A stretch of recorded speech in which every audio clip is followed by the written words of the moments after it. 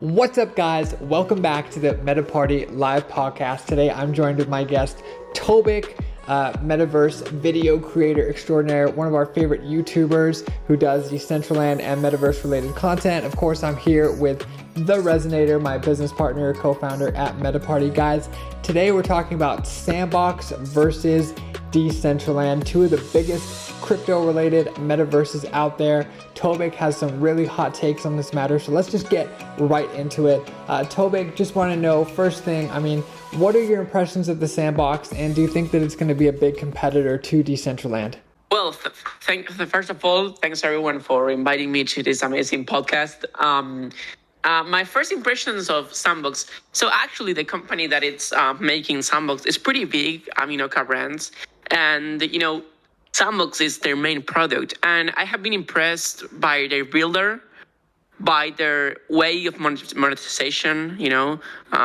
It's super similar to the Decentraland in many aspects, but the platform seems more solid, and it allows to sell furniture, it allows to sell avatars, and other graphics. They're super impressive. The builder and the logic. You can make scenes, and without coding, you can do incredible stuff.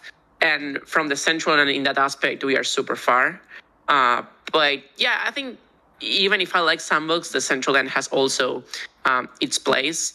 And they like both platforms. Both platforms have their good sides and their bad sides. Their good points and their bad points. Definitely. So, in this video, I'm going to be showing some footage of me and Tobik playing Sandbox, just some general gameplay of Sandbox. But Tobik, for anybody who isn't familiar, how would you describe the main differences between Decentraland and Sandbox? So I would say the main difference, there are a bunch of main differences, but mainly the ideology behind both projects. While the Decentraland, it's trying to make a platform decentralized, where the power goes to the players, and there is not a big entity that it's being the king and ruling everything. Sandbox is a game that tries to integrate crypto and some aspects of the decentralization, but the main project itself is not decentralized and fully decentralized. Okay, all right. So, and it's more to explore the possibilities of the metaverse rather than making a fully 100% decentralized project. Yeah, and Sandbox generally, I think we could all agree on this call. Sandbox is more of a gaming type of thing, where there's a lot more stuff where you can create games, whether it's platforms or anything like that. Just really quick, while we have Rez here, Rez, any thoughts on the questions that we've talked about so far? How do you see the differences between Sandbox and Decentraland? Do you see there being a competition there, or can they coexist equally? I know we talked about this a little bit last night, but doing a podcast on it, so feel free to just repeat.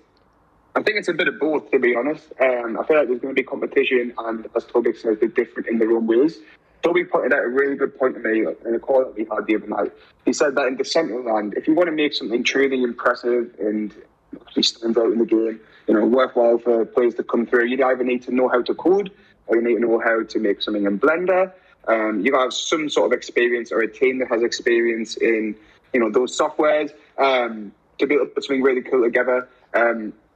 In Sandbox, from what Tobik showed me of the builder, it seems like you don't need to be able to use Blender, and it even seems like they've got some really sort of basic smart items in the Sandbox that you can essentially code your land without needing to know how to use the SDK, etc., because of some of the smart items they've got. Is that right, Tobik? Yeah, definitely. The builder of Sandbox has behaviors, has mechanics, and it's another. You will be able to code, that for sure. But the way you can create stuff with mechanics and logic from a more different perspective, it's also something that it's amazing, and not all the platforms have that. So yeah, it's sometimes you ask yourself why, if I want to make a special place for people that own NFT, I need to hire someone who codes, right, in the Decentraland. It makes the technology quite like not very accessible, right? Yeah. And in contrast, Sandbox, allowing all this type of mechanics and all this type of behaviors. Like if you stay here, something happens. At least that's what they want to do or what they are showing. And they are in beta, and their builder right now it's better than the one that the Decentraland has. And also, it's more focused on the gaming perspective. That's also another thing. The Decentraland, it's a platform for the people, right? It's not like something to game. I mean, you can make games, but it's not the main purpose of the Decentraland. The way I've heard it described is like Decentraland is more like a social network, like a Facebook. It's like somewhere where you have social interactions, like discussions, whereas Sandbox is much more like gaming oriented. I've said this a couple times in my comments on Sandbox, so I know both of you have heard me say this, but just for the sake of the podcast, Sandbox seems like it's poised to really get a lot of the market share of younger players, since it's much more from the design. It looks like Roblox, it looks like Minecraft, of course, with that like voxel style. Yeah, for me, Sandbox is a mix between Roblox, Minecraft, and Fortnite. Minecraft because of the pixel thing. Roblox because I would say it's very similar to Roblox. Like it's very similar. Roblox has a market of items and people can create and sell their things. You can do that on Sandbox. Well, there is no scarcity. There is no like with lands. There's a concept called. It's like scarcity. How do you pronounce it in English? Scarcity. Yeah. Scarcity. Yeah, you're right. Yeah. How? Scarcity. Right. Scarcity. Yeah. Yeah. It's about right. Yeah. Okay. Like in Roblox, there is no concept of scarcity in regards to land because you can create as much scenes you want. In Sandbox, it does exist. But, apart from that, it's very similar. So Sandbox would be graphics of Minecraft. Economy and the way it's structured, very similar to Roblox. And then the things of marketing, they do it pretty similar to Fortnite, right? Partnering with literally everyone to get... And this is something that happened is that you will see that every time there is a big new in the Decentraland, people want to buy land, right? Like when Meta appeared, when Samsung appeared, whoa, the Decentraland. And Sandbox, they're really good at doing partners. They do partners with literally everything they can, right? And actually, they are partnering with Warner Music, right? So imagine the amount of concerts that we're going to see inside the Sandbox. Yeah. And as I know, when Marshmello did a concert in Fortnite, many people jump into Fortnite just to see the concert of Marshmello. So imagine a platform that it's super easy to run because I think Sandbox will be more easy to run Fortnite. And at the same time, it has concerts, music, and all the main partners. People like partners because people live in the capitalism system, and the capitalism system incentivizes to people to do things related to the capitalism system. I mean, this is it's a like really a wheel that... interesting point I wanted to ask you about, Tobik, because I remember a few weeks ago, you and I played Sandbox together for either the first time or definitely the first couple times. We had some problems getting on the same realm, but eventually we got in the same realm together and we ran around a little bit. And I remember, the thing that I love about you, Tobik, is that you have a very critical mind. So even the exact same thing I know Rez remembers, when you first came into Decentraland, you were very critical of it, right? And you sort of pointed out all the issues, and they were true, right? I mean, a lot of people didn't want to hear it, but they were true. And the same thing happened with the Sandbox, where like first 20, 30 minutes you ran around, you're like, oh, this sucks, I don't like this is terrible. I never said that it sucks, but there were some things that... You did say that it sucked, but just getting to my question, what made you kind of change your mind? Because I remember like a week or two later, you came to me and you were like, no, Sandbox is amazing. After I joined, the first time, I never said that it sucked. I don't think I said that it sucked. I've got the receipts, I've got the footage, but no worries. There were some things that I didn't like. Maybe those things were the things that I didn't like. But, after trying Sandbox for more time, the first impression was not very good. Well, the first impression was good because that was the reason why I bought a land the first time when it was super cheap. Then the second impression when I was playing with you, I didn't like Sandbox because there was nothing to do and it seemed like too much marketing. And then the third time I joined and I tried the alpha map where you can play experiences. That was like, whoa, this is next level. That's when I realized that by some reason we didn't click the experiences on the map. Yeah, we So didn't. we weren't We didn't trying play them. any games. We just sort of ran around. And Yeah, looked at and stuff, if we yeah. were, and that was the problem. I just I had not the chance to even click the experience.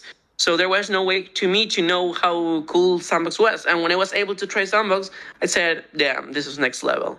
So I think the things I said the other today, some of them may apply, like, it's more marketing than the Decentraland, but the games are way better. Definitely. Yeah, I mean, the it's games of clear. Sandbox are Like, way if you better. just look at, if you go to YouTube and look at like, and I'm, by the way, doing this, nobody here is bashing Decentraland. Like, we're just all really interested in metaverses, and I'm sure Decentraland is going to grow and change to meet the challenges of competing with a game like Sandbox and other games. But I mean, if you just look at Decentraland parkour versus Sandbox parkour, I mean, there's no competition, right? Just in the way that it No. looks, the way that No, it feels. Sandbox feels better. The gaming experience itself feels better because it's designed for that.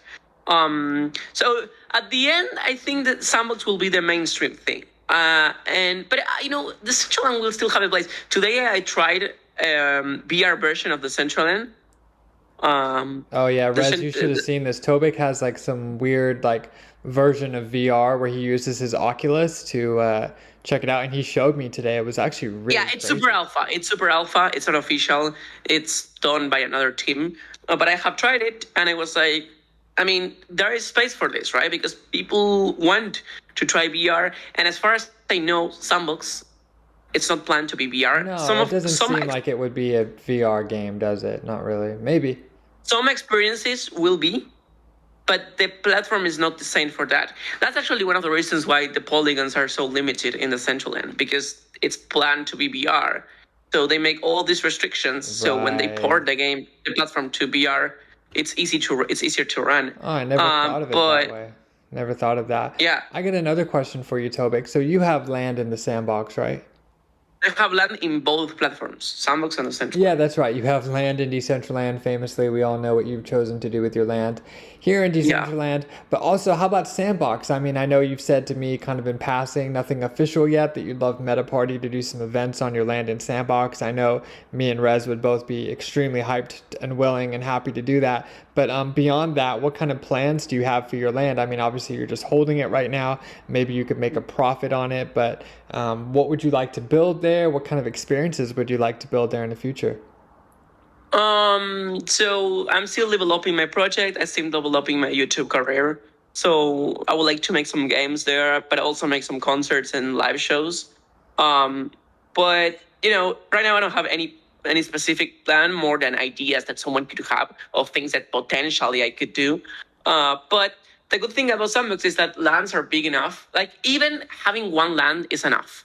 Like, I don't think you need more than one. It's not like the same that happens with the Decentraland, that you may need more than one land to build something cool, right? And that sometimes makes it very expensive to deploy stuff. Okay. Wait a second. So I need to go to open my map. Wait a second. Okay. Can I open Yeah, go ahead. Go ahead. No worries.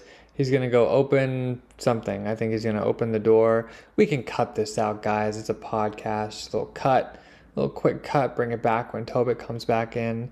But yeah, I mean, just while we're talking a little bit, in case you want to fill up the time, I think Sandbox is showing great potential. I don't know if Sandbox versus Decentraland is the right way to think about it. Obviously, the internet is such a big place. People want very specific experiences based on their interests, right? So some people are going to be more gaming oriented. That is going to tend to be younger players. Some people are going to be more into the social media networking side of it, the sort of conversations that we have, which is part of the metaverse.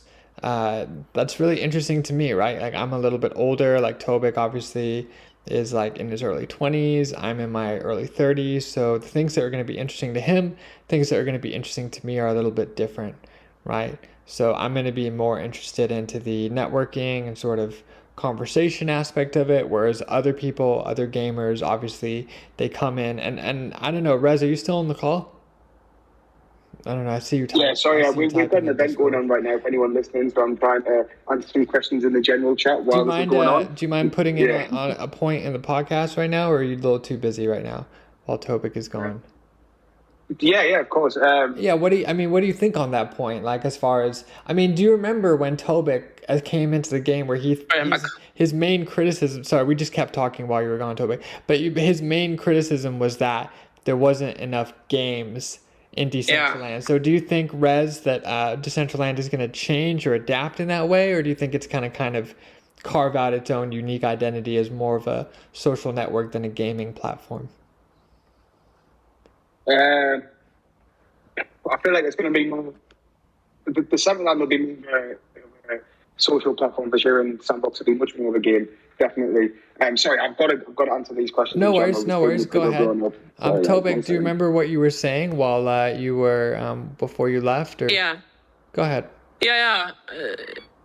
No, I mean, not exactly what I was saying, but I remember when I joined the Decentraland. Oh, yeah. But I said there were no games. Yeah. So I think at the end, I understood the Decentraland as a platform rather than a gaming site.